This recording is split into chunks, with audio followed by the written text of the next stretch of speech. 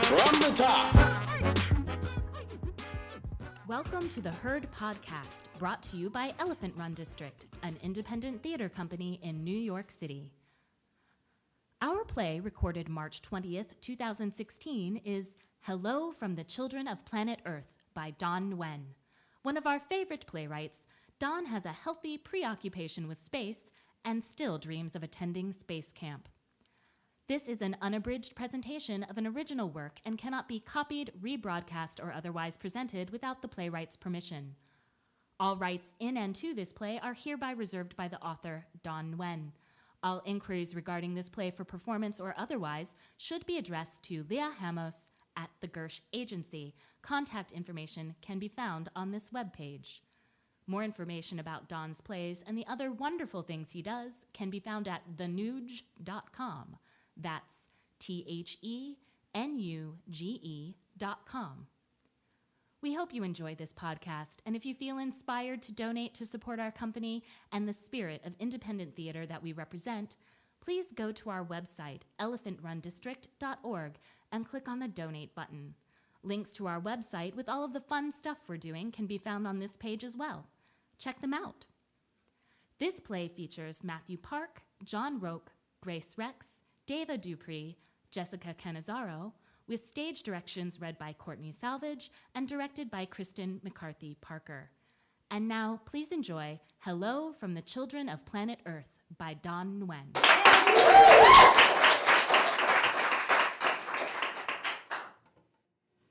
Time, 15 weeks leading up to August 25th, 2012. Space.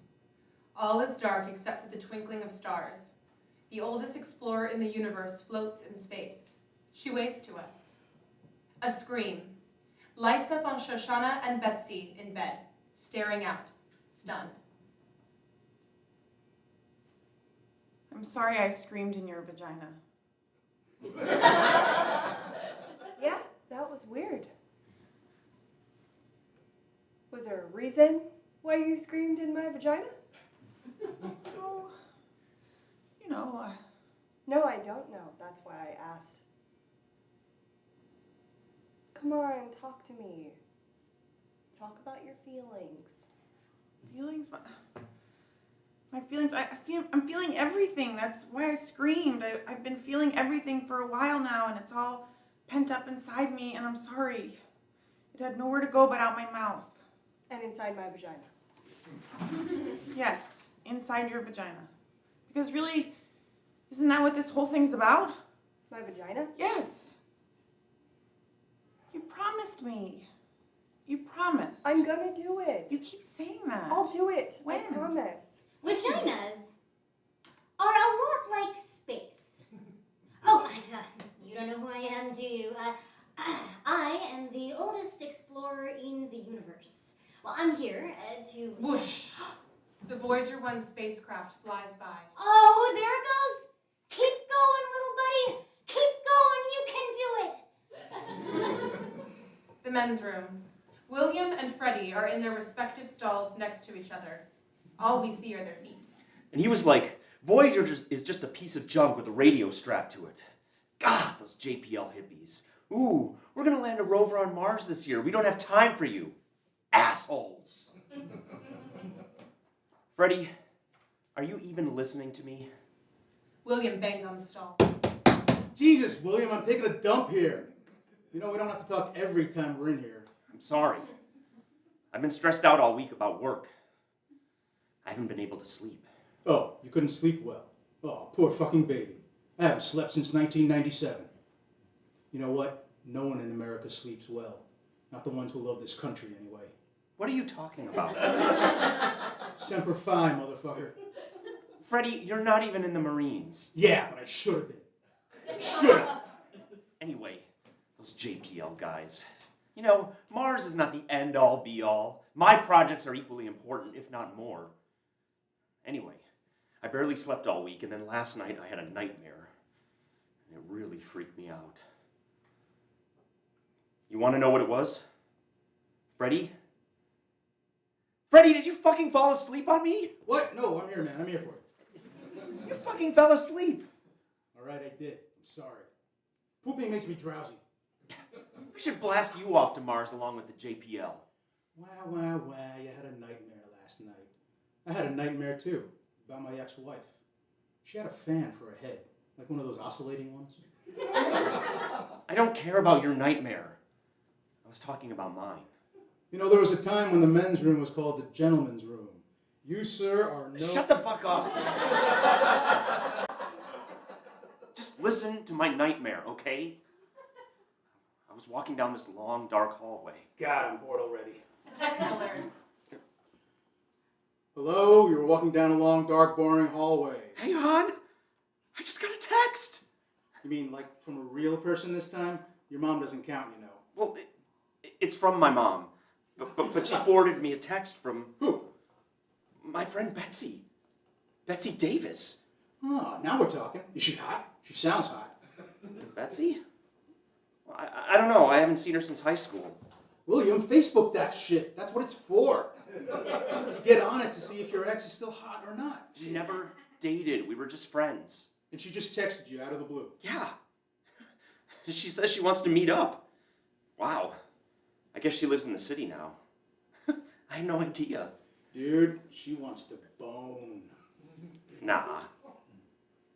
You think? Yes, Jesus. She texts you out of the blue, which means her life is shitty, and she wants to bone someone from a time when her life wasn't so shitty. It's common sense. Huh? So did you Facebook her yet? No. What are you waiting for? I don't know. I like the element of surprise, I guess. The element of surprise? You're not a fucking ninja, William. You're an overworked mid-30s aerospace engineer like me. We can't handle surprises in our lives. What am I supposed to do? Where are you meeting? She wants to meet at Serendipity. What the fuck is a serendipity? Serendipity. They serve desserts there. Dessert. Yeah, dessert. Haven't you ever seen Sex in the City? No, I haven't seen fucking Sex in the City. What the fuck do I look like, a girl to you? Calm down. Did we accidentally walk into the women's restroom or something? No. Well, have fun at Sarah fucking Dippity Doo. I hate you. I hate you too. Same time tomorrow? Serendipity. Betsy and Shoshana are gorging themselves on a can't say no Sunday. So I say, Mom, get off my nut. What I'm doing takes time. What I'm doing is ambitious. This career I'm trying to forge, and I just got out of college. You graduated like 10 years ago. Exactly. Thank you. But she doesn't understand it takes time to build up our business. Your mom reminds me of William's mom. You two already have something in common. Stellar. And will we be expecting Mr. Punctuality anytime soon? He just texted. He's a block away. Why do people text when they're a block away? Shauna, I'm just saying, by the time you finish texting... try not to grill him when he gets here, okay? What do you mean, grill him? I don't grill people. When have I ever grilled people? Shauna, please. Be nice. Shauna. My name is Shoshana, which is Hebrew for I don't wanna. William enters. William, Betsy stands and hugs William. it is so good to see you. It's been, well, forever. Yeah, me too. And yes, it's been forever. Cool place. Very serendipitous. Hi, I'm Shoshana. Hi. Are you joining us? No, you're joining us. Please sit. William, you look great. Thanks. I track everything I eat and drink. It's kept me optimal. Wow. How long have you been doing that? Not since high school. After I broke my arm. You remember. I remember. Hope you don't mind. We already ordered while we were waiting. Oh, sure. Sorry I'm late. I got caught up at work. What do you do? Sorry, we just want to know all about you. Wow. My own fan club. Well, I'm an aerospace engineer. An aerospace engineer. Yeah, I work for UTC. That's so exciting. It sounds more exciting than it really is. I remember you wanted to be an astronaut. Yeah, well, what boy doesn't? Or girl. Right, yeah. Sorry. Did you go to to space camp one summer? I did. Whip me, beat me, take away my charge card. It's NASA. It's from that space camp movie.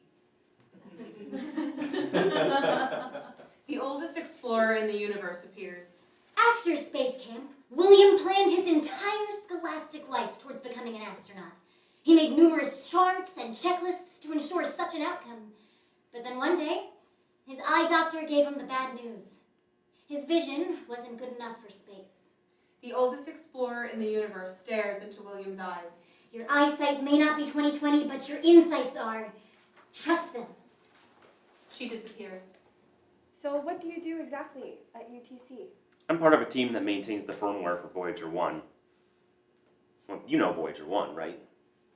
Satellite? Well, it's a space probe. It's meant to explore deep space. And so we maintain the firmware for it, and actually I've been writing my own tracking software. Because you like to track stuff. Right? But also because the guys at the the Jet Propulsion Lab, they don't give a shit about Voyager. They're more into Mars, and so they haven't updated any of the code that tracks Voyager 1. I mean, we're talking about the original code that was written in 1977, like the year Star Wars came out. Anyway, Voyager is expected to hit interstellar space in August, so I wrote, in my opinion, some very robust software that's way more accurate than the JPLs, and it checks in with Voyager 1 to see if it's still alive. It constantly pings the spacecraft. I call it Heartbeat, because you know the heart beats. Sorry, every time I try to explain my job to people, their eyes get all glazy. William, do you work out? Shoshana. What? Health is important, right? It's good to be healthy. It is good to be healthy. Yes, I have a gym membership. It's free at work. How much can you bench? Well, I don't know, actually. I'm more of a treadmill guy. On a scale of 1 to 10, how liberal would you say you are? Liberal? Well, I'm pretty liberal. Like an 8? Yeah, 8. 8 sounds right. So, would you say you're willing to try new things? New things? Yeah. You're adventurous? Sure, I don't mind a little adventure now and then. I mean, obviously with my job and all. William, we want to know if you'd be willing to do something for us. Oh. Wow. Wow. Wow is right. You know, I admit, I've kind of dreamt about something like this happening, but I never thought... We've been dreaming about it too. You have? Yeah. Wow! The thing is, William, we want to make sure you're up for it. You know? No regrets. No regrets is my middle name. Not just for you, for us as well. I mean, none of us should regret this because, you know, once you do it, there's no undoing it. I mean, biology, you know? I know biology. Of course you do. You're a rocket scientist, for God's sakes. Okay, stop. Stop. That's... He doesn't know. What? He doesn't know. Do you know? I think I know. He has to know. You don't know. Oh, I think I know. You don't know. I don't know? I didn't tell him. Oh, fuck. Fuck, Betsy. I'm sorry. You said you were going to take care of this. I'm sorry. Well, I feel like a fucking idiot. I didn't know how to approach the whole thing with him. You just tell him straight up. There should be no confusion about that. I chickened out, okay? I'm sorry. What did you think this would just all magically work itself out? Kinda, yeah. Wow, William, you must have been so confused. I mean, here's your friend who you haven't seen since high school and her partner talking about, well, you know. Oh, yeah, right. Partners. Huh? William, we've been partners for the last 11 years. Wow, that's great. Really? Yeah, totally. And by the way, when you said partner, I knew what you meant. You knew what we meant? What did we mean? Well, you know, that you're partners. as opposed to, like, partners in business or something. Oh, we are business partners. Your business partners? Business and in life. I see. What kind of business do you run? It's a spoken word institution It's a coffee shop that champions the art of spoken word. on Tuesdays and Thursdays. It's called Thanks a Latte. Clever. Sorry, William. I know this is a lot to process in one sitting. See, this is what I was afraid of. Look at him. He's so confused. You didn't act confused? Were you acting confused? Well, I like to think that there's lots of different shades of confusion. Stop grilling him. Wait, but moments before he was agreeing with us. You agreed with us, right? He agreed with us. You heard him agreeing with us. You're right. Now I'm confused. William, what were you agreeing to? William, what did you think we were asking you to do? They want you to do what? William's office. You heard me. And you thought they wanted... Yeah. Oh, man. William, thank you. Thank you. For what? Oh, I needed that. That's some funny shit. I need some funny shit in my life right now. It's not funny. Nope, it's still fucking funny. It will never not be funny. That's great, Freddy. Thanks. So they want you to be a donor daddy. Yep. They want to tug your udder, like a cow. Yep, I got it. Make a withdrawal from the good old spooge bank. Yes, Freddy. Yes, okay. What would be the terms? Terms? What do you mean terms? You got to know the terms. No one hands out a loan without knowing the terms of the agreement. You make it sound like a transaction. This is a transaction, William. Well, honestly, I haven't thought about the terms. Why? Because the moment they asked me, my mind just went numb, and it still is. Well, which way is your penis leaning? I don't know. I mean, it's the most flattering and terrifying thing anyone has ever asked of me. William, we make things go up into space. That's terrifying. This is shit that we were genetically designed to do. I had ideas, about what my life would look like if I had kids. I just thought my first kid would be with my wife. You don't have a wife. I know I don't have a wife. I'm speaking figuratively. Figuratively speaking, this is the most incredible thing that could happen. How so? Well, depending on what the terms are, you can come and go as you please. Be there for all the easy daddy stuff and swoop out when the shit gets real. Or when the kid really shits. It's perfect. Why would I want to be a father of convenience? Because it's convenient. Think of it as practice. Practice? Yeah, it's like low-risk practice. You fuck this up, you learn from your mistakes and move on to the next one. Freddie, this is for real. I could possibly be a father, a real father. Well, before you make any decisions, you got to talk about the terms. I know that sounds impersonal, but you have to. You have to be really specific about your expectations and theirs. That strangely makes sense. I'm a strangely sensible kind of guy. That's why the government trusts me to build shit for them. Hey, you know what? I'm going to write a program. Program. Yeah, I'll write a program that takes in all the different factors and weighs them to give me the best decision possible. Yeah, this will totally work. I could use a Bayesian inference algorithm to power it. Wouldn't that be cool? Or you could just use this. Freddy pulls a magic 8-ball out of William's desk. I'm being serious. What? This thing is powered by a Bayesian inference algorithm. You laugh, but I'm going to do it.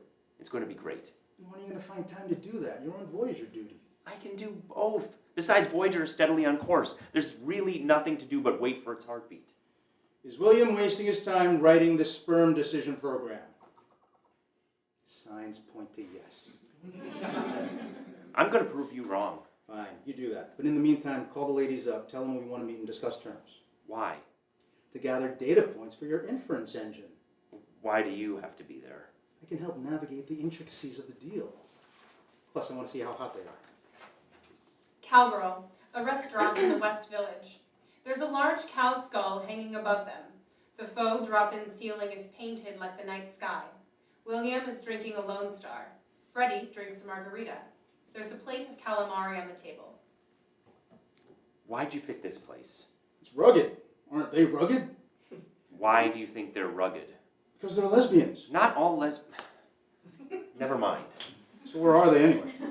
Oh, she texted. They're a block away. Why the fuck would anyone text a block away? Betsy and Shoshana enter. That's them. Freddy, this is Betsy, and this is Shoshana. Holy shit, you guys are hot. Freddy, Sorry, but you guys are hot. shall we sit down? Nice horns. Oh, drinks. You guys need some drinks. What are you drinking? Lone Star. It's Texas Piss. Get a Rita. Ritas are what you want. I guess 2 Ritas for us.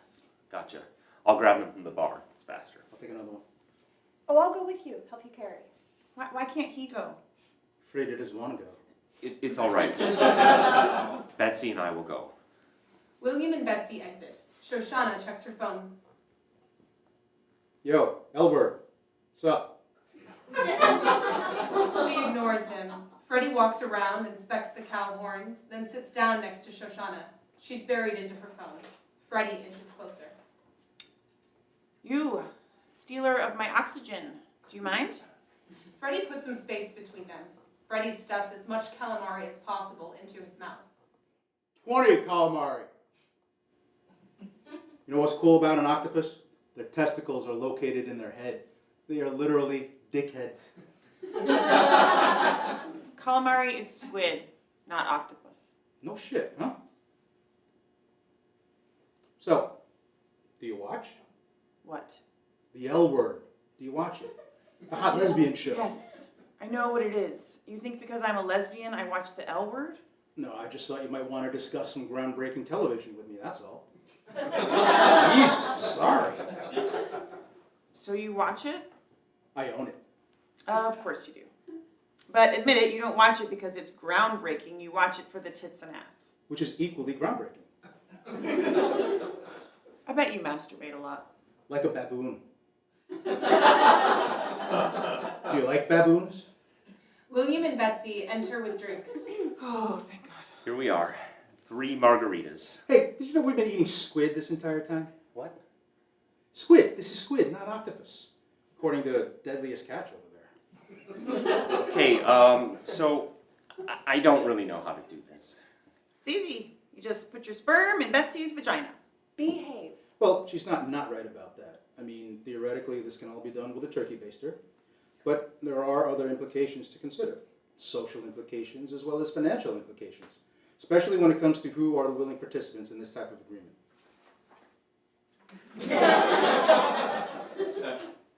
William, have you thought about how involved you want to be if you decide to go through with it? Yeah, William, have you? Right, involved. Have you? Of course, we'd love for you to be as involved as you want to be.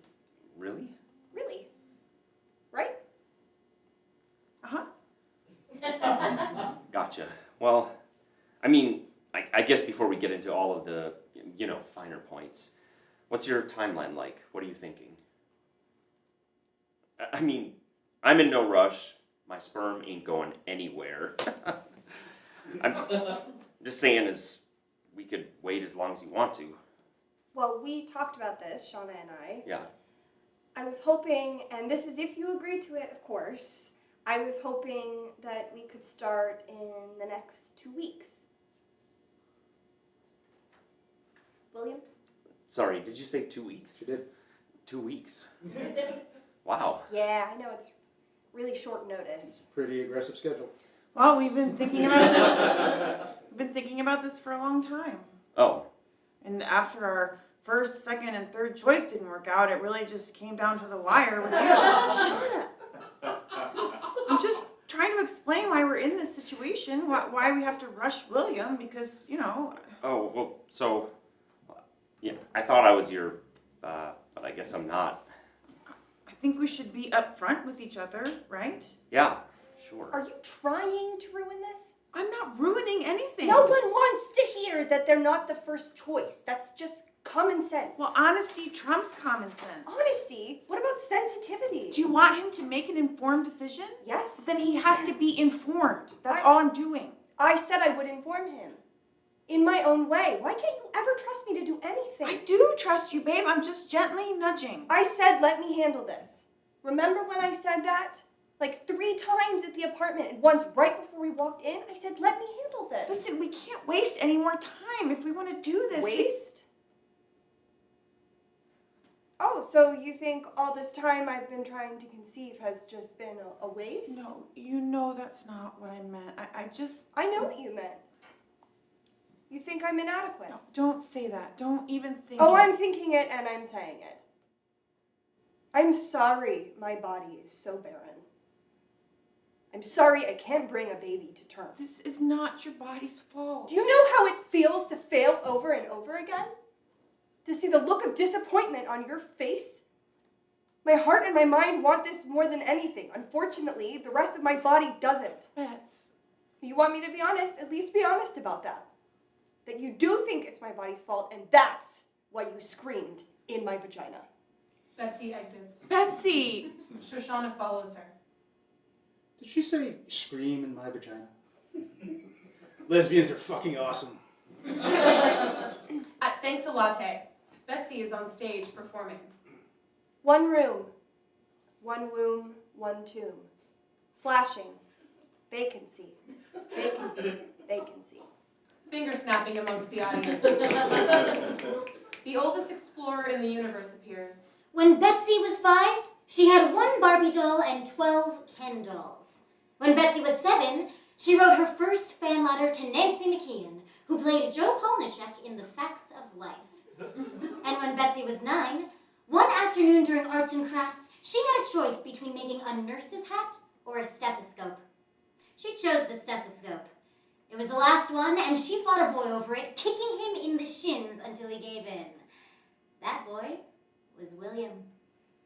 The oldest explorer in the universe places her face against Betsy's and stares deep into her eyes.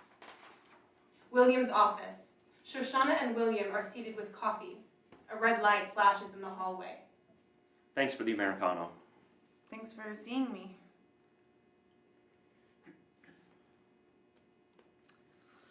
So what's with the flashing red light out there? Oh, it's because you don't have security clearance. So we have to clear our desks of any classified material, hence the red light. Oh, so cloak and dagger. Yeah. It was pretty cool at first. The novelty wears off. They both drink. How's your heart blip? My what? The software program you wrote for Voyager? Oh, yeah. My heartbeat. Wow. You remember that? I have a strange knack for remembering things that befuddle me. I also saw an article on Voyager yesterday, and I remembered your involvement with it. Yeah. Everyone's starting to pay attention to it now. The media, even the JPL. It'll be cool to read about it in history books someday. In August 2012, Voyager 1 reached interstellar space, making it the farthest human-made object. That's great. You're going to be famous. Well, Voyager 1 will be famous for a fleeting moment. How does that make you feel? I'm grateful for fleeting moments, I guess. What's that on the whiteboard? Oh, that's an algorithm for a Bayesian inference engine. Is that classified as well? Are you going to shoot me for looking at it? No, I'm not going to shoot you. I don't own a gun. Not that I would if I did. Also, it's not classified. It's just for something else I'm working on. I see. Listen, William. Yo, what time is it? It's poop time! What time is it? It's poop time! I'm about to open my cargo bay doors, yo! Freddy enters. Oh, shit. Hello. Hey, I'm Freddy. I know. We met 3 days ago. Right, yeah, you're Shonda. Shoshana. Right, Shonda is short for Shoshana. I have Hebrew friends. Impressed? That you have friends? Yes. See, that's great. I admire that. Humor in spite of persecution. Oh my God. Freddy, can you give us a few minutes, please? Sure. I bid you adieu, milady. I'll be in the men's room. No, just go to your office. Where we always meet. Go to your office. Freddy exits. Do you guys go to the bathroom Oh, together? no, absolutely not. That's just code for we have a meeting. A classified meeting, which is why he can't say outright that it's a meeting because it's classified. Yeah. Okay, I get it. Well, I should let you get ready for your secret Hoop time. Okay, well, it was good seeing you. So, I'll tell Betsy you said hi? Yes, absolutely. Tell her I said hi. Shoshana nods and then heads for the door. You know, you should take it as an honor. Sorry, what? You're mad because you weren't her first choice. I'm not mad. You're hurt. I'm not hurt. You're something. That's why we haven't heard from you, right? I guess. You weren't her first choice. I know. You weren't her second choice. I know. You weren't her third choice. You don't have to rub it in. You were her only choice. What are you talking about? You did try to conceive with other people, right? Yes. Well, I'm sorry, but to me that means I wasn't the only choice. To me that means I'm your fourth choice. 1, 2, 3, 4. Math. Well, math is not the language of the heart. And what, I suppose feelings are? I know how Betsy feels about you. Trust me, you were her only choice. Why didn't she ask me first? You two have been friends since the 3rd grade. I know that because on our first date, that's all she talked about was you. Really? Yeah. And how awful high school was, and that the only thing that made it bearable was you. Wow. She's never told me that before. She seemed sad that you both lost touch during college, so when it came time to choose a donor, I naturally brought you up as the first choice, but she immediately shut it down. I thought, okay, this is strange, but okay, whatever. She moved on to other people who were not that close to us, and that's when I knew. You two have something. Something special. Listen. Thanks for telling me. I appreciate it. But I'm still not sure if I'm the right guy for the job. You know what I mean? Listen, you like Star Wars, right? I love Star Wars. Well, you are the right guy for the job. You're the Obi-Wan Kenobi. You're her only hope.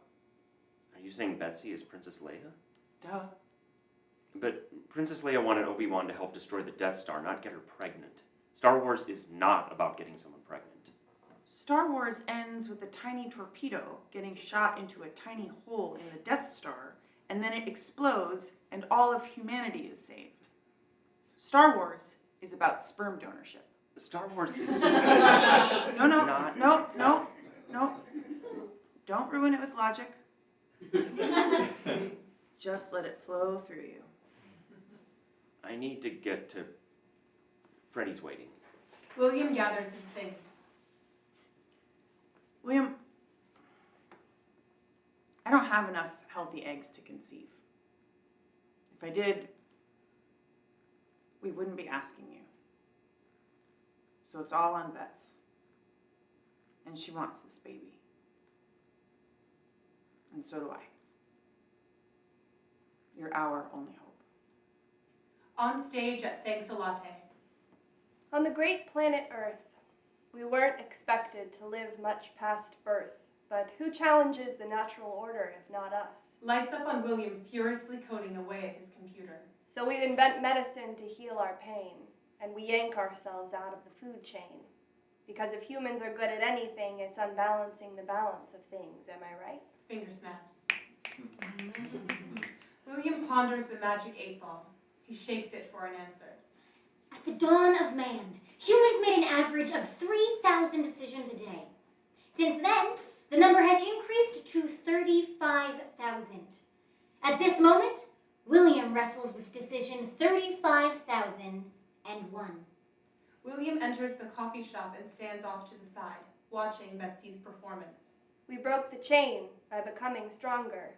We broke the chain by figuring out how to live just a little longer. Finger snaps. William. Hey, that was great. Thank you. I didn't know you were here. Yeah, just hanging around in the waning gibbous of your shop. The what? Sorry, moon humor. Can I make you a latte? I make a great one. Sure. Betsy crosses behind the bar and goes at it. I found your piece to be extremely thought-provoking. Extremely. Wow. So what kind of thoughts did my piece provoke? Like how we're killing our own planet. My poem made you think about that. Yeah. You see, we pulled ourselves out of the food chain, like you said, and on top of that, we keep having children and grandchildren, and no one is dying when they're supposed to, so the population continues to grow, which puts a strain on the planet because now we're consuming approximately 750 times more resources than we were ever meant to consume. So really, what's destroying the planet is us refusing to die and having children who also refuse to die. William, listen. If you don't want to be the donor, you can just say so. I don't need an elaborate analysis of human consumption. No. What I'm saying is, the planet is irreversibly fucked, so So? we might as well have a kid, right? William, are you serious? As serious as a solar flare. Wow! Are solar flares that serious? 2 words, geomagnetic storm. Oh, right. Those ones. Whoa. What? Whoa. What? Whoa. I just totally had deja vu. Really? Yeah. You said geomagnetic storms, and all of a sudden this entire moment became so familiar. You don't really believe in that stuff, do you? Yeah, kinda. I mean, we all have those moments, right? Haven't you had them? Oh, I have, but deja vu is actually your ocular nerves misfiring. For example, your right eye gets the visual signal just slightly before your left eye does, and it fools your brain into thinking you've lived this moment before. Can you just let me have this magical moment, please? Well, if by magic you mean illusions... William! Sorry. Yes. Congratulations on your deja vu. I guess it was meant to be, right? Well, if you say so. Thanks. Sure. I mean it. Thank you. Here's your latte. Whoa. Is it too hot? No. I feel like I've had this before. Shut up. She fights cute with William. You have a great place. Thanks. Betsy and Shoshana's loft. Nice furniture, too. I feel like I'm sitting in a West Elm catalog. You practically are. Most of it is from West Elm. Kind of scary, right? Yeah, scary. A nightmare on West Elm Street. Are you gonna... you gonna rub and tug it or what? Shut up. We are working with a narrow window of opportunity here. I'm sure William understands. Yeah, sure, totally. Oh, yeah, right. I guess that's why I'm here, right? That's exactly why you're here. Right. So, guess I just need a cup, or maybe Tupperware would be better, you know, to seal in, keep it fresh. We actually have something in mind. Yeah? Well, great. Don't freak out. What, you think I'm going to freak out? I am not going to freak out. Great. This is what we want you to use. Shoshana hands William a large urn resembling a beer stein. That's ornate. She's a beaut. Well, yeah, it is. You're not expecting me to fill it up, are you? Oh, William. Of course not. I mean, over-delivering is never a bad thing. So, may I ask where you got this urn? It's my Nana's. I'm sorry, did you say your Nana's? Yep. Oh, wow. Yeah, this is, and your Nana's okay with this? I'll ask her. Nana, are you okay with this? She said she's okay. I'm sorry, is your Nana in there? Oh, of course not. William thought. I thought. Hello, Nana! I know, totally. Yeah. She's not in the urn. That's a relief. Not anymore. I cleaned it out this morning. Oh. Yeah, it's clean. See? That's okay. So, where is she now? In some Tupperware. You know, we should really get started. I'm in that narrow baby-making window, like Shauna said, you know? Shoshana grandly lifts the urn and presents it to William. I went to the doctor. I went to the mountain. Don't. Betsy takes the urn and hands it to William. Where's your... Shoshana points to the bathroom. William nods and goes into the bathroom with the urn, takes one final look at both of them, and shuts the door. I looked to the children. I drank from the fountain. Shoshana takes Betsy's hand and prods her into a slow dance. There's more than one answer to these questions, pointing me in a crooked line. And the less I seek my source for some definitive, the closer I am to find you. At her bat mitzvah, while all her friends were dancing to the super hora klezmer megamix, Shoshana Abrams was nowhere to be found. Her nana went looking for her and discovered Shoshana in a closet making out with Mira Morgenstern. Like a literal closet, not a metaphorical one. Instead of disowning her granddaughter, Nana Abrams, who was incredibly progressive and also just really hated men in general, just bought her the single of Closer to Fine by the Indigo Girls. This became Shoshana's anthem, and eventually, her and Betsy's wedding song. I went to the doctor. I went to the mountain. I looked to the children. I drank from the fountain. There's more than one answer to these questions, pointing me in a crooked line. The less I seek my source for some definitive, The closer I am to find you. The closer I am to find you. The closer I am to find you. Voyager whooshes by. Betsy is lounging on the couch, flipping through magazines. Shoshana is reading the 4-Hour Work Week. Damn. Tim Ferriss speaks the truth. We should all be working a 4-hour work week. that's really comforting coming from my business partner. See? Okay?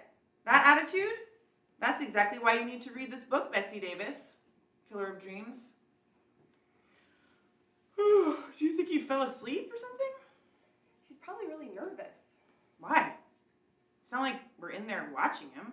He's got privacy and a pile of porn. That's like every guy's dream. You didn't have to buy him a sampler pack. I don't know what he likes. He could be really freaky. William is not freaky. He's very straight-laced. Those are the ones who are really freaky. What's in the sampler pack? Barely legal, MILFs, big and tall, short and small. What if he's not into that? And now he thinks we think he's into that. Bets, guys can and will masturbate to anything. No. You think? Yes. If all we had was a copy of Little Women in there, he would find a way to masturbate to it. We do have a copy of Little Women in there. Oh, shit. You're right. Huh. God. What if he's stroking himself as Beth is dying from scarlet fever? That's terrible. I know. Poor Beth. Betsy knocks on the bathroom door. William, just checking in on you. Do you need anything? No, I'm good. I'm actually reading your copy of Little Women. Hope you don't mind. You can keep it! There is more sperm in a single ejaculation than there are stars in the universe. No. I'm just kidding. William comes out of the bathroom. She dies. Beth dies in the book. Freddy appears. William. Life is so, one moment you're... William! And the next moment you're... William! What? Hand me some toilet paper. The men's room. Freddy's in a stall. William has been staring into a mirror. Did you hear me? Yeah, toilet paper. William goes into the next stall and rolls the toilet paper over to Freddy. Jesus, I said hand it to me, not roll it on the dirty fucking floor. What's wrong with you? Sorry. You know what I was thinking? Nobody cares. I was thinking about Betsy and Shoshana when I was in their bathroom. Oh, masturbating, right? Donating my sperm. I had a dream the other night about them. They wanted me to donate my sperm as well. Damn it, Freddy.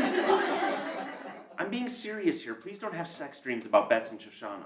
I'm sorry, did you just ask me to not have sex dreams about your friends who happen to be attractive lesbians? Freddie. I mean, you know, we'll masturbate to anything. I know. What did you masturbate to? Little Women.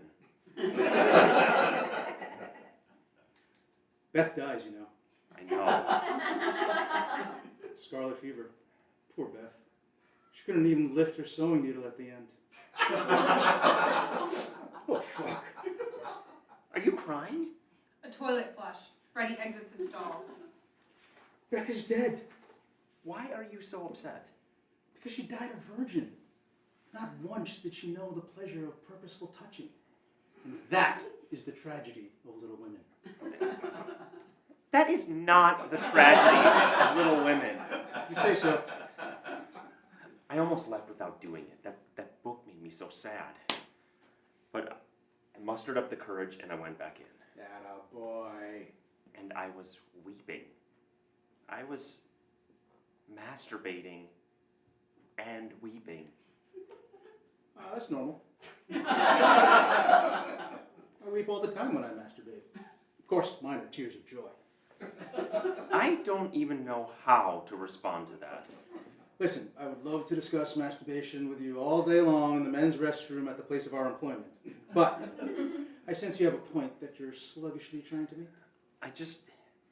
When I was in their bathroom reading Little Women, it made me think about family. About the March family, gathering around a table, enjoying each other's company, even though they're super poor. And it made me realize I want that. You want to be super poor? No, I want... Listen, growing up, both my parents worked at night. There was no gathering around a dinner table, no asking of how my day went. I'm not complaining. They worked hard to put food on the table. Table for one. Yes, Freddie, a table for one. Thank you. But here's the thing. If I choose to have sit-down family dinners, that means I choose a certain life. A very different life than the one I planned. I mean, I thought I would still end up in space someday, like as a mission specialist, you know? Something that doesn't require me to have perfect vision. I mapped out 10 different ways I could do it, and my plan has no room for a baby. You don't have to be involved, you know. But I know Betsy wants me to. All you owe is your sperm, which you already gave. You don't owe your entire life to them. Right. Stay involved as a father, and I risk losing myself to the great unknown. And my plan doesn't plan for that. You know, I thought your inference engine was supposed to take all of that into account. It did. It's just that the one thing it didn't take into account is that Betsy is my friend. And she needs me. How do I say no to that? Wait, your inference engine didn't infer your friendship to Betsy. What the hell kind of engine is this? Well, I messed up, okay? Sometimes I get so caught up in the details. I overlook the obvious. Listen, you know how you're tracking Voyager 1 right now? Yeah? You've forgotten there are 2 Voyagers. I haven't forgotten. Of course there are 2 Voyagers. Right. Voyager 2 launched before Voyager 1. But Voyager 1 surpassed Voyager 2. Voyager 2 stayed behind to analyze data. Is Voyager 2 less important just because it's never going into interstellar space like Voyager 1? No. Right. Some of us are just not meant to be the great explorer like Voyager 1. Some of us have to be Voyager 2. But Voyager 2 still explores. It's just doing it a little closer to home. And it doesn't mean you're losing a part of yourself to the great unknown, which is actually impossible according to quantum mechanics. I hate it when you invoke quantum mechanics to make a point. But I guess you're right. Of course I am. Why are you even talking about this? You already gave them your sperm. It's a done deal. You can't unsperm them. I know, but how do I know for sure that this was the right decision? How did Christopher Columbus know that he wanted to leave his home and sail across the ocean? How did Cortez know his expedition would cause the fall of the Aztec Empire? I don't know how. I don't know. Freddy! That's my point. I don't know, and neither did they. You know why? Because you never know. The important thing is to make a decision. Decide how involved you want to be and tell them. The longer you wait, the more complicated it's going to get. For all of you. Hi, William. A hospital waiting room. Hi. Did the doctor come back with the results yet? We're still waiting. Ah, okay. Okay. You seem more nervous than us. William? Listen, I need to tell you both something. Of course. What is it? Don't get me wrong, I still want to go ahead and do this. I mean, I already did, but I just think... Lights up on Freddy on the phone. You sure? Okay, let me check on our end. He checks his computer. Oh, shit. Nothing. Let me call you right back. Freddy hangs up and redials. What is it, William? Just don't hate me, please. Please don't hate me for saying this. William's cell phone goes off. Come on, answer your phone, dummy. Sorry, it's work. God, Freddy, you have terrible timing. William puts his phone away. Sorry. Yeah, so I don't know how to say this. Just say what you need to say. Oh, you mother. Freddy redials. You know how you want me to be involved with the child if it, you know... His phone again. Damn it, Freddy. Sorry, let me just grab this real quick. Shoshana peeks at the door. This better be an emergency. We lost her. What? We lost Voyager, dummy. That's impossible. Are you sure? I wouldn't be calling you if I wasn't sure. JPL called because they lost track of her, and it just got confirmed on our end. But there's a notification that goes off if the heartbeat levels drop below a It certain... went off 10 minutes ago. But I get a text when that happens. I didn't get a Well, text. congratulations, William. You're the only person in human history that gets all their texts when they're supposed to. Here comes the doctor. William, the doctor's coming. Freddie, I have to go. What about Voyager? I'll be back in 20 minutes. Is everything all right? I can't be involved. I just... My life's been crazy, and it's gotten exponentially crazier, like, in the last 60 seconds, and it's not fair to you both. Or the baby, okay? I hope you understand. We understand. You do? Yeah. You're just stressed.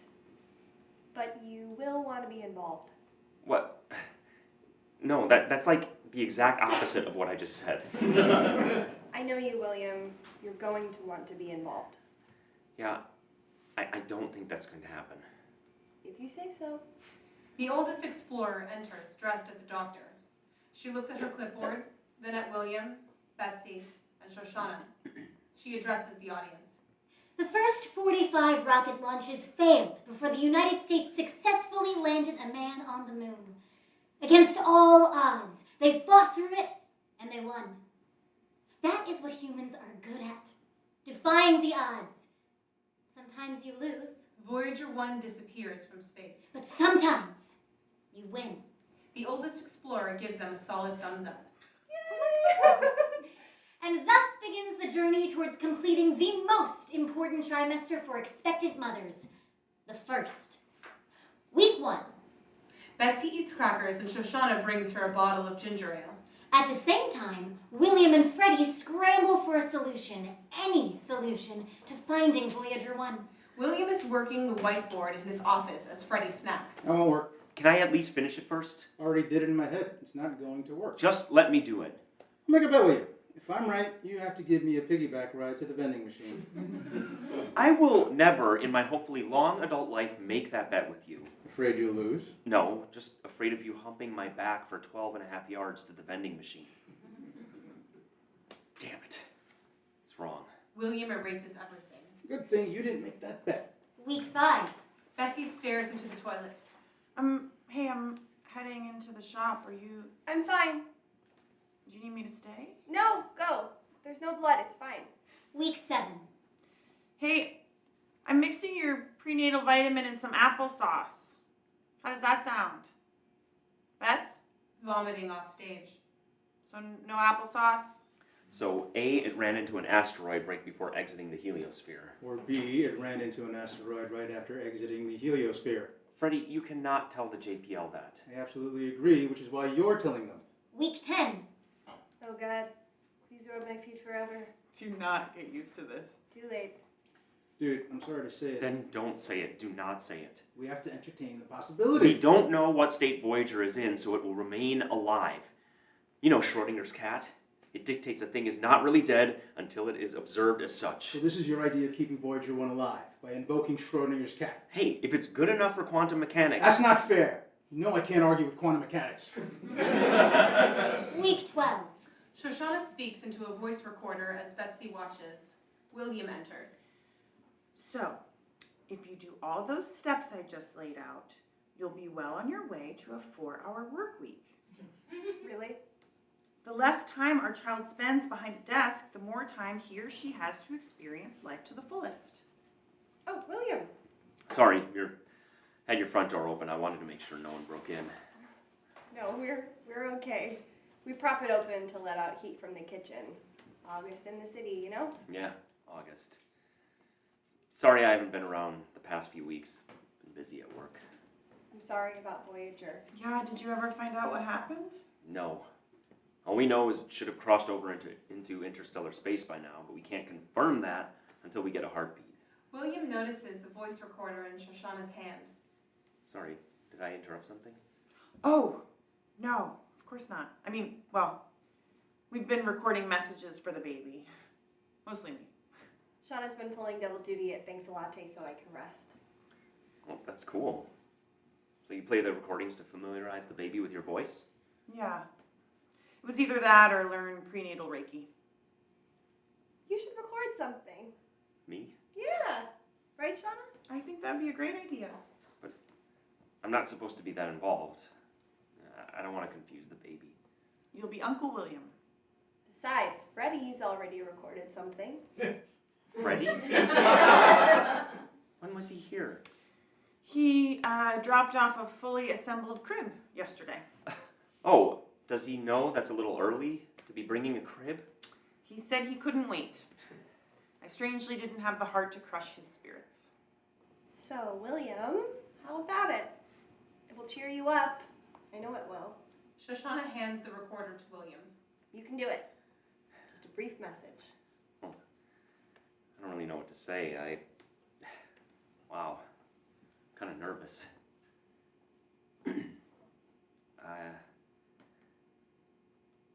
This is your Uncle William, and I like space, like a lot. And I used to keep clippings of every space shuttle launch in a scrapbook. Oh, I should explain clippings since I'm not sure there'll still be paper when you're old enough to understand this message. He heard you say brief, right? Shh. Sorry, I'm rambling. I haven't slept in quite a while. It's okay. Maybe another time. Of course. So tomorrow's a big day, right? Yeah. We'll find out if the coast is clear. All systems go. That's what they say, right? Yeah, that's right. Well, I just stopped by to see if you needed anything. I think we're good. Yeah, I think we're good. Do you need anything? No, I'm good. I just, needed to get out of the office for a while. Okay, well, I should go. Hey, William, we were just about to sit down for dinner. Yeah. Join us. You look like you haven't eaten in a long time. Oh. Thanks, but I should... William, stay. Are you sure? I don't want to impose. It's just dinner. Right. It's just dinner. A nice cozy dinner for 3. Actually, a dinner for 4. William gestures to Betsy's belly. That's right. Dinner for 4. So what do you say? Come on, you're going to have to get used to coming over for dinner on a regular basis. Like the March family. Who?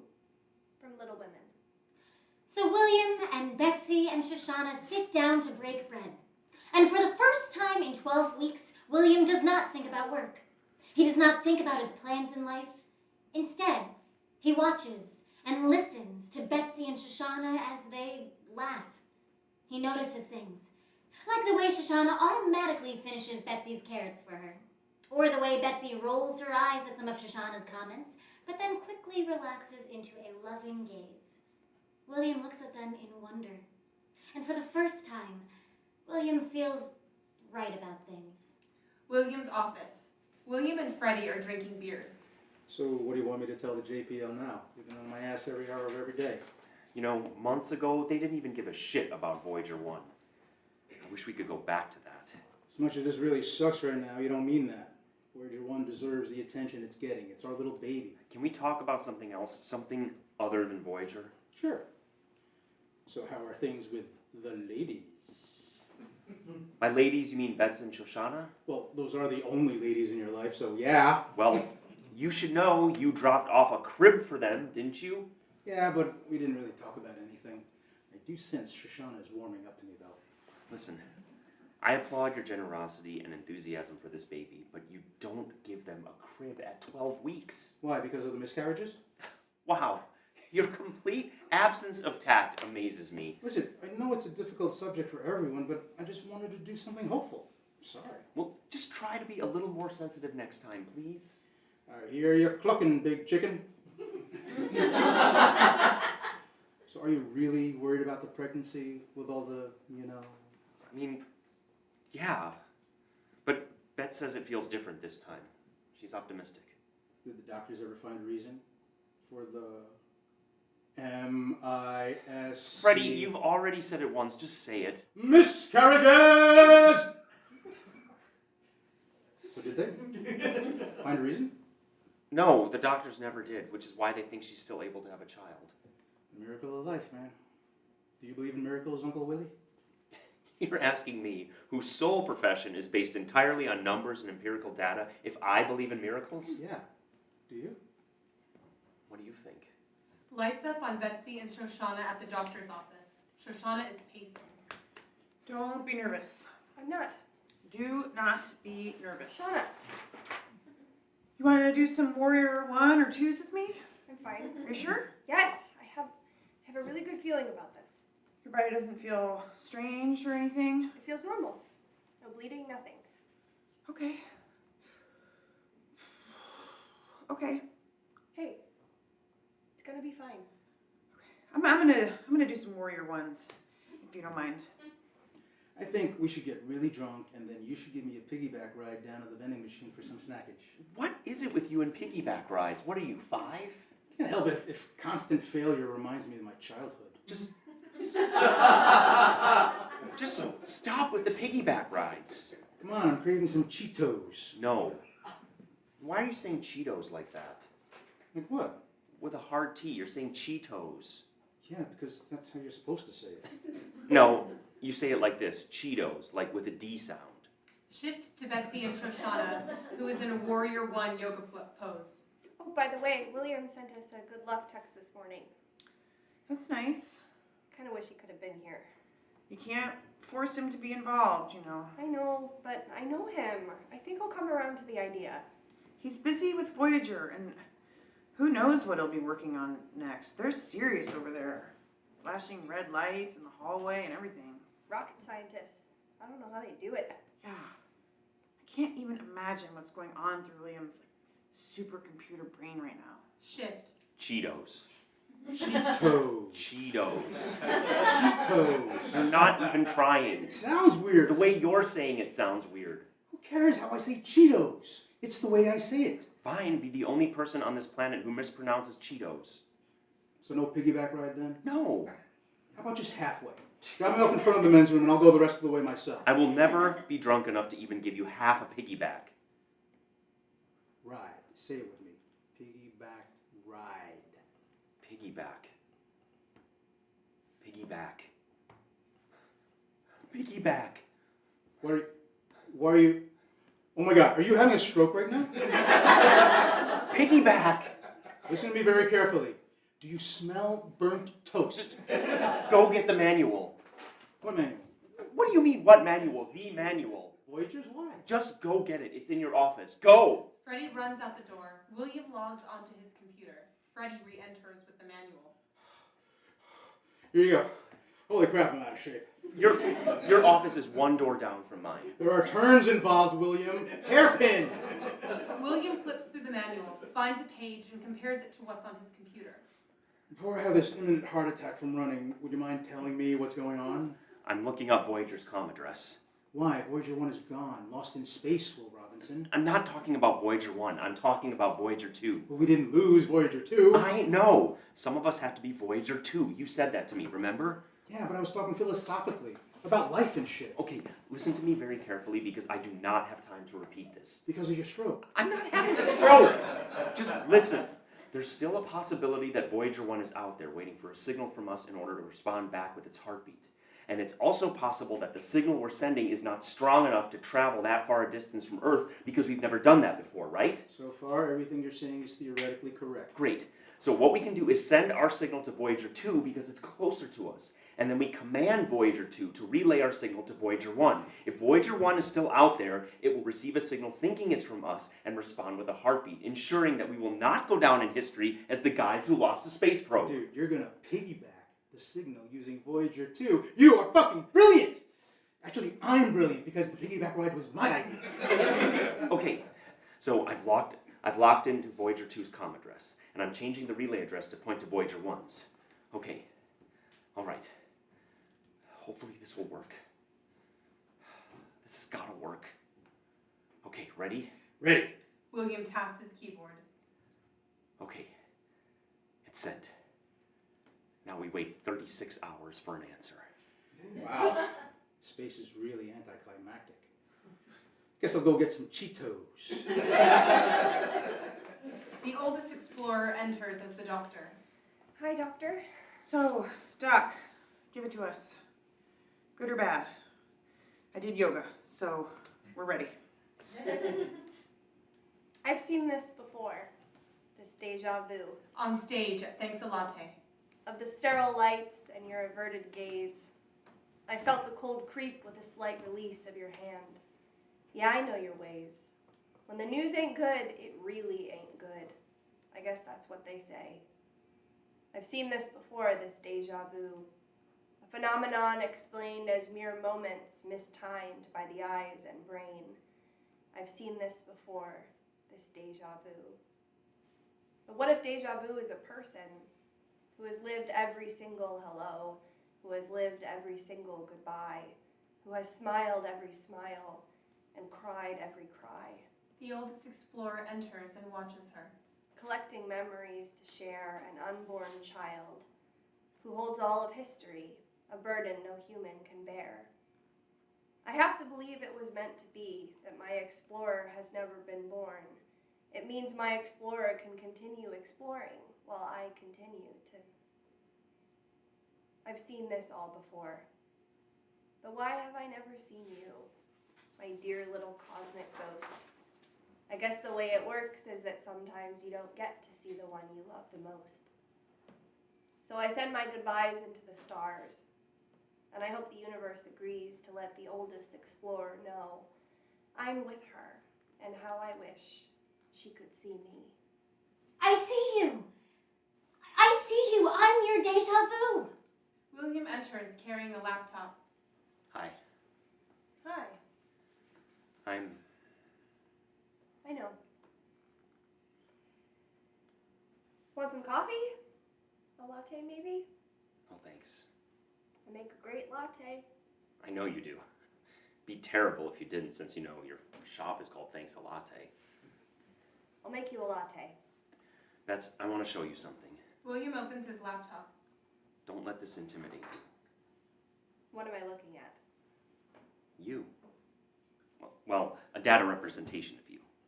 And this is me. You see, I've been thinking. If we alter some of this data, we might have a better outcome.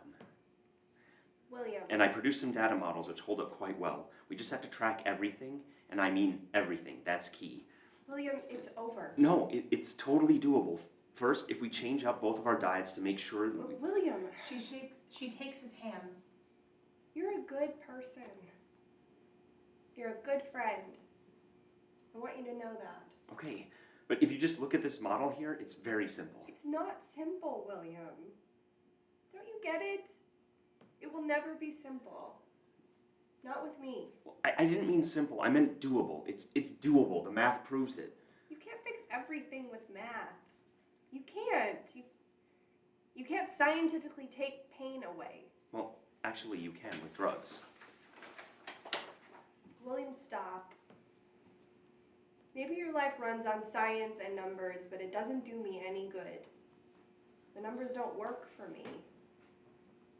Do you understand? I don't understand why you can't try again. I'm showing you a solution. Do you know how many times I've tried? With other people? I can't be a specimen that you can run a series of experiments on. Each time I fail, it kills me. I know it does. What happened?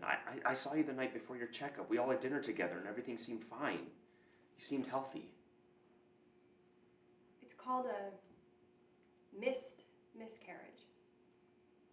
What does that mean, missed miscarriage? That means it happens without anyone knowing it. It's also called a silent miscarriage. Because I guess one name wasn't enough. I'm sorry. It doesn't matter what kind of a miscarriage it was. It hurts and it stings all the same. Miscarriage. I will no longer use that word. You know why? Because I didn't miscarry a damn thing.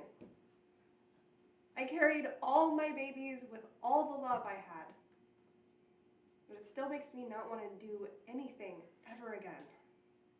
I thought I'd just be the donor. I tried so hard to not. But then you made me want this, and I don't want to just give up. I'm not giving up. I'm giving in to the inevitable. I'm sorry, okay? I'm sorry I made you want this. I don't want you to apologize. Just let me make you a latte. I don't. Okay? I don't want a latte. But I want to make you a latte. I ground the right amount of beans and the right amount of water, and I froth the milk, and at just the right temperature, it comes out great. I believe you. Every single time. I know how to make a great latte. I really do. I've never made a bad one. It always turns out right. Always. It always. I said I don't. I need to.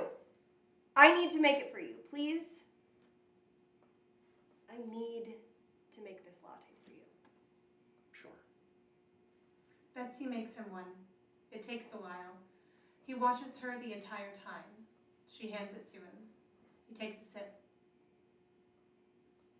It's perfect. Will we hear from Voyager 1 tonight?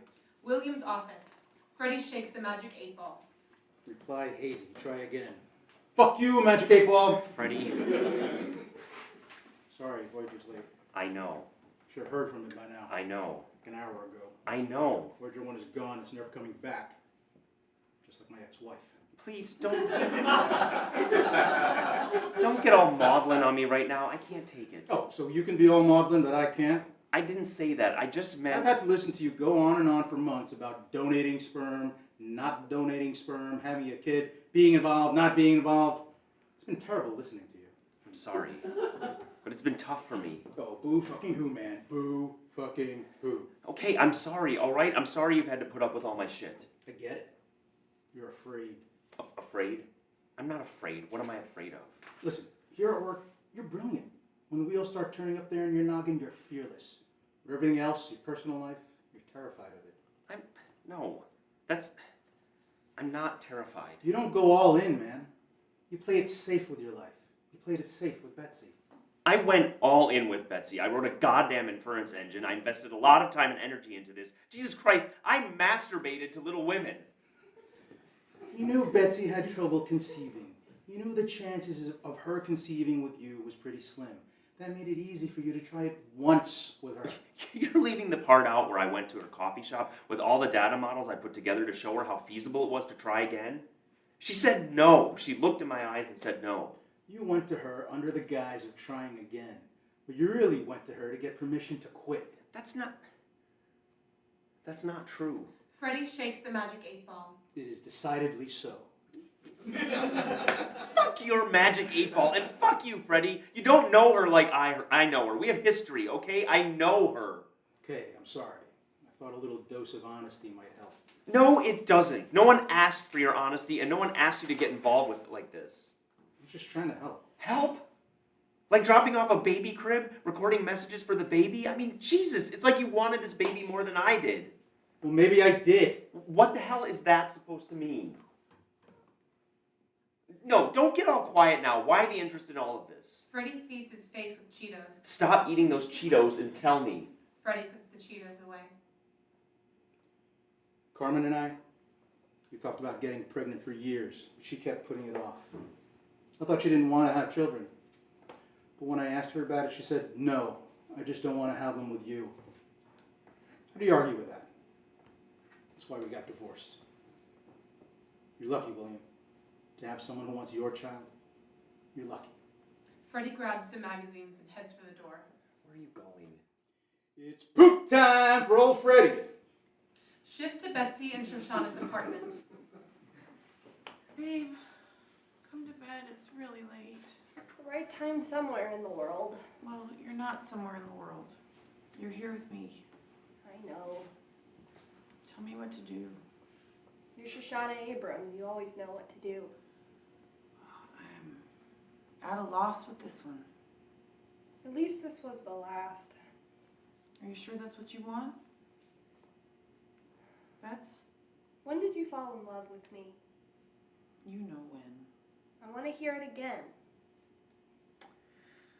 Let's see.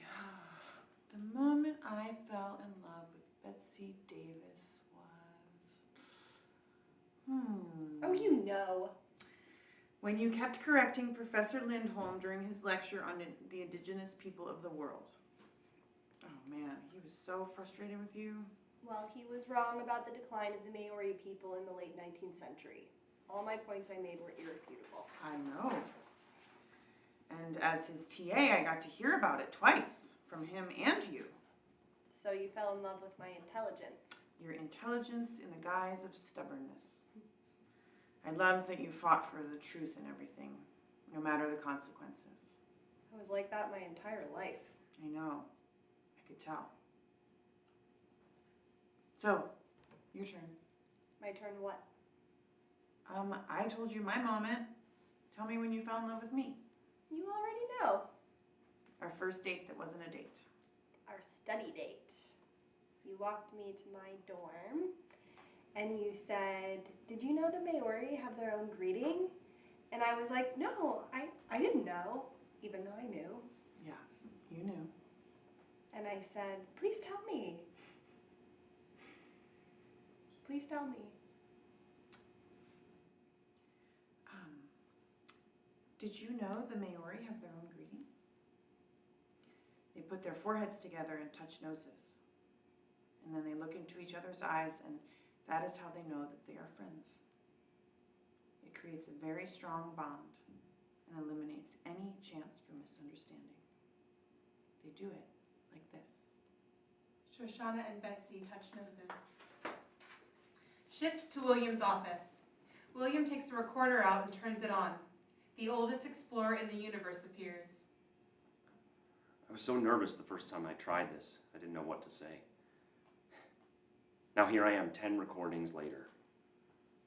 I don't know why I keep recording these updates for you. Anyway, it's 2 hours and 23 minutes past our window and no sign of Voyager 1. We should have heard something by now. And why do I keep making these recordings? They're pointless. You're never going to hear them. William turns off the recorder. They are not pointless. I know I'm unborn, but I can hear them. I can. Information is never lost. Quantum theory states this, and you know that. Keep going. Keep talking, please. William turns on the recorder. So, in 1977, NASA put a 12-inch gold-plated copper disc on Voyager 1. It's a record full of sounds and images of life and culture on Earth. You know, in case any aliens make contact with Voyager. I've heard the record. I know it by heart. Also on the record are greetings by children from 55 different countries. There's Persia. Hello to the residents of far skies. Thai. We in this world send you our goodwill. Polish. Welcome, creatures from beyond the outer world. And of course, English. Spoken by Carl Sagan's 6-year-old son. Hello from the children of planet. A faint beeping. William cautiously checks his computer. Another beep. Beep. Beep. Beep. Holy shit! Oh, sorry, you didn't hear that. Freddy enters. Oh man, poop time is my favorite time in the whole It's back! Voyager's back! Shut up. Listen. Beep. Did you check the telemetry? Yep, RTGs are responding. And the Deep Space Network? Channel 18 at 8.4 gigahertz. 8.4 gigahertz. Yes, that's Voyager! Yes! We have a heartbeat! We have a heartbeat! We have a heartbeat! William stops. He cries. Are you okay? William cries harder. Freddy does not know how to deal with this. Freddy's crying is deep, Something that has been stirring inside him for a very long time. You want some Cheetos? We've been waiting for this for so long, and it's finally out there. It's out there in the great unknown, and I feel so proud. I'm so proud.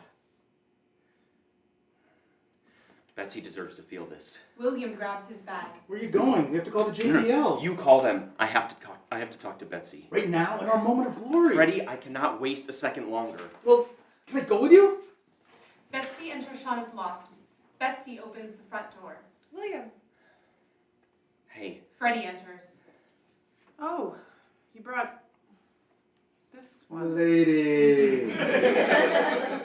Sorry for coming over unannounced, but I have something really important to say. We got a heartbeat from Voyager 1. It's alive. That's actually not why we came here. That's great news, though. We're really happy for you, William.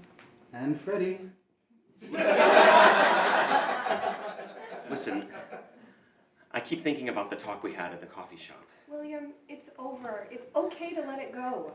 Betsy, listen, I know when people try to comfort others, they always say it'll be okay. But it won't be okay. It will probably never be okay. I can only imagine there will be days when you want to scream or punch someone. And I can only imagine there will be times of epic pain, the kind that forces you to your knees. Again, I can only imagine so. Which means I'm not 100% sure of anything. But what I am sure about is that through all your moments of not being okay, I will be here for you. We tried to have a child and it didn't work. And I know I was already on the fence about the whole thing to begin with, and it would be easy enough to walk away right now.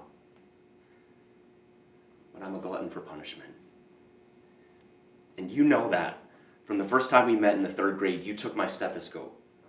So I asked if you wanted to be friends, and you kicked me in the shins and ran off. And the next day I came back and asked again, and you kicked me in the shins. And it kept happening until it didn't. So, as your friends with very bad shins, I want to tell you something.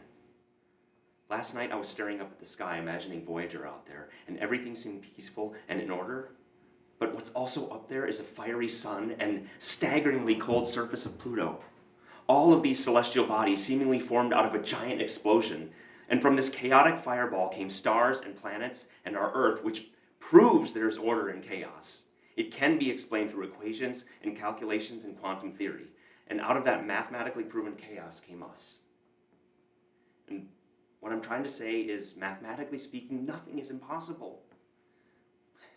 We only say that because it extends the reaches of our lives, right? But if you just remove that limit of time, then the math is possible. The math says we can ultimately achieve the unachievable as long as we live forever. Okay, I know that's not realistic. None of us are going to live forever. So to make up for our finite lives, we have to lessen the odds by trying again. And I know you said you didn't want to try again, but we simply must.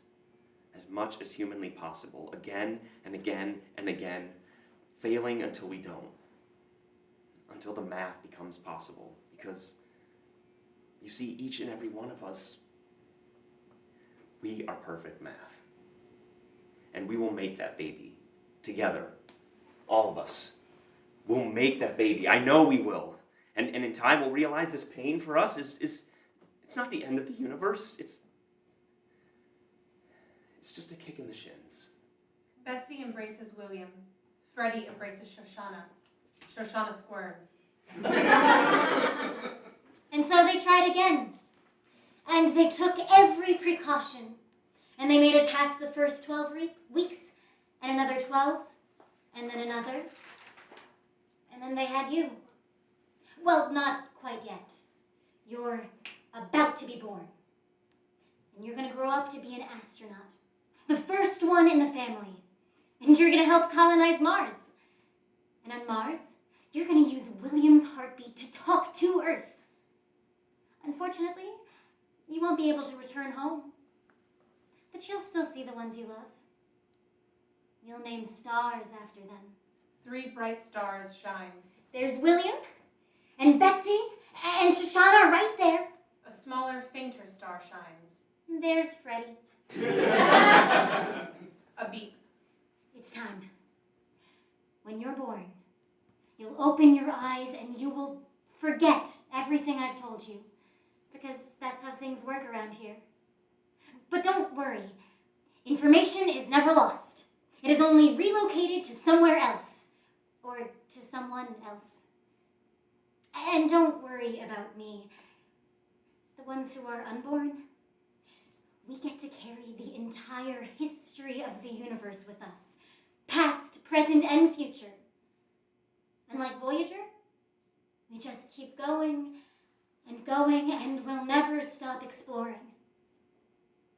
But it's your time now. Are you ready to be born?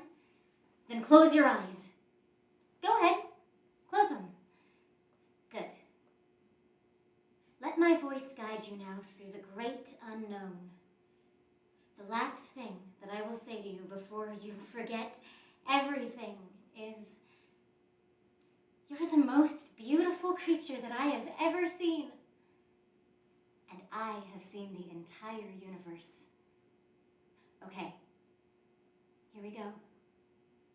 3, 2, 1. Open your eyes. End of play.